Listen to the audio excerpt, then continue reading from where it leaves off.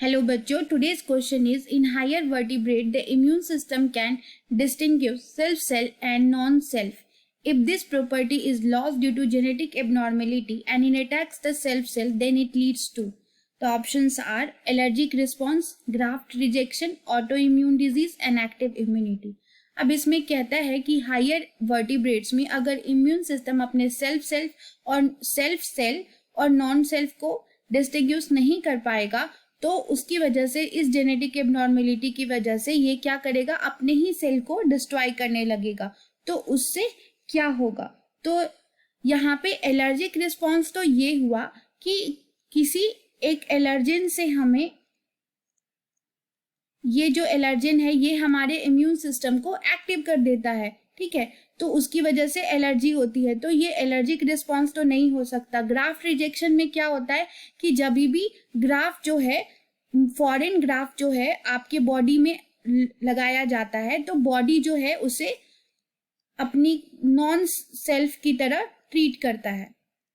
तो ये तो वैसे भी बाहर की चीज है, ये तो हमारी खुद की सेल्फ बॉडी तो होती नहीं है ग्राफ्ट, ठीक है, तो ग्राफ्ट रिजेक्शन भी नहीं होगा, एक्टिव इम्यूनिटी भी नहीं होगी। तो हमें यहाँ पे लास्ट ऑप्शन ऑटो इम्यून देखना है।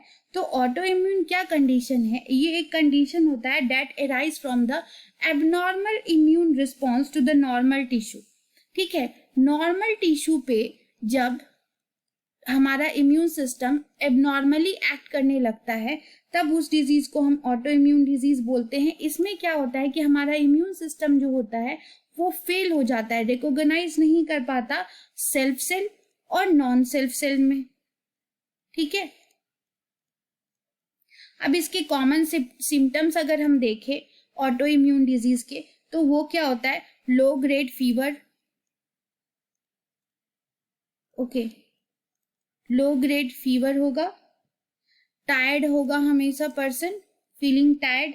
ऑटोइम्यून डिजीज जो है वो क्यों कैसे रिजल्ट होता है, because of the genetic abnormality, ठीक है, ये जेनेटिक एबनॉर्मेलिटी की वजह से होता है या फिर अदर इन्वायरमेंटल फैक्टर, तो ये दो रीजन से होता है, ठीक है। तो यहाँ पे हमारा आंसर जो हो जाएगा वो C is the correct option.